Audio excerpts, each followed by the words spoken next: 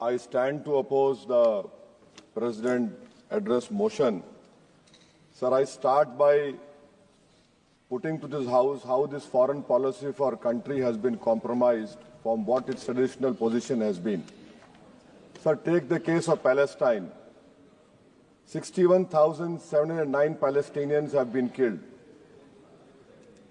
1,11,588 have been injured. India is a signatory to, India is a part to Genocide Convention, and the Genocide Convention says that anyone who's party to the Genocide Convention must contribute to ensure it prohibits from contributing to genocide and also requires to take steps to prevent it. Sir, not a single hospital is there in Gaza. This country, this great nation of mine, had constructed 2 floors of a library in a university. Those universities and that library has been finished. You have 1.2 million people being made homeless. Deliberate starvation has happened. And people have no drinking water. And what do we see now? We have heard the Prime Minister saying, "I'll stop the war in Ukraine." Where is my Prime Minister? Where is this government? Why are they keeping quiet on this genocide which is being perpetrated on the Palestinians? What has been the traditional stance of our country from Mahatma Gandhi up to all the Prime Ministers? Why can't we oppose the genocide? We are party to the Genocide Convention. I am warning this government that when the genocide history of Gaza will be written, this Prime Minister will also be in the list of accomplices. I demand from the government that let our country take the responsibility of constructing the health sector in Gaza. Invite more Palestinians to India on scholarship. Let them rebuild that Gaza. We cannot be part. How can we allow arms to be exported to Israel? An Indian ship was stopped in Spain. We are signatory to this Genocide Convention. How will history remember us? With what face can we face the world? Sir, second point. India's moral voice is dead in Palestine, sir. It is completely dead in Palestine, sir. Sir, come to China. The army chief in the interview to an English newspaper said rules out any troop cut along LAC. He says no troop normalization can happen. Why are we back to business as usual? Mansarovar Yatra will start, direct flights will start, visas will be issued, Chinese investment will be welcomed with open arms. Can we patrol those 25 patrolling points which we lost? Can we go and patrol in the buffer zones of Galwan, Pong Song Su, Gogra, Hot Spring and Kailash Range? No. With what we have lost 2,000 square kilometers of land. And it is back to business with China. I strongly condemn this step which this government is taking in the fear of China.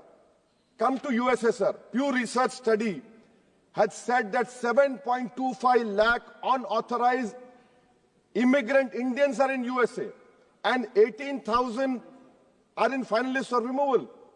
Are we going to accept all this 7.25 lakh? Are we going to accept this 18,000 who are in final list for removal? How many aircrafts do you require? 300 aircrafts. Can this government has imagined what the loss of remittance? What will be their employment over here? They have no policy. In Bangladesh, for one person, we are destroying a relationship with Bangladesh. When will my Prime Minister meet his counterpart in Bangladesh? I fear, sir, that we will be out of the game. When I say the term game, the government understands that. Sir, coming to minorities, sir. In 2023-24, 2,064 crores out of the budgetary allocation of 3,000 crores was surrendered by the Ministry of Minority Affairs.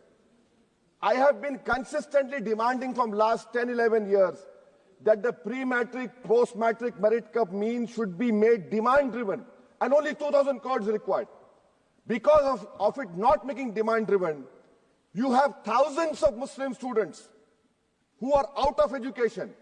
There has been empirical studies like the Kundu Committee which said that the reason for Muslim out-of-school children is financial wherewithal. You're not interested to ensure that Muslim children study. My community has the highest illiteracy rate in women. I have only 3 graduates out of 100. You're after Jamia Millia, you're after AMU. And madrasa you have cut down, yes, you don't read. You have cut down the money on madrasa also. I mean, if you read, you'll know. So why can't you do it, sir? And that is why I say, sir, this PMVJK scheme, come to Mustafabad and Okla and see. You have Mount Everest of garbage which is being dumped right inside a Muslim area. Why? Because it's a Muslim area. And then you have this person who was given birth politically through surrogacy by an institute which has an allegiance to a person who wrote "We Are a Nation Undefined" and bunch of thoughts. That person day in, day out lies. He lies. His whole start point and end is lies only.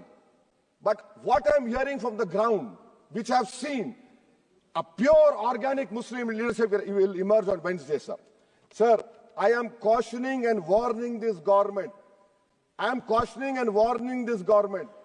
If you bring and make a Waqf law in the present form, which will be violation of Article 25, 26 and 14, it will lead to social instability in this country. It has been rejected by the entire Muslim community.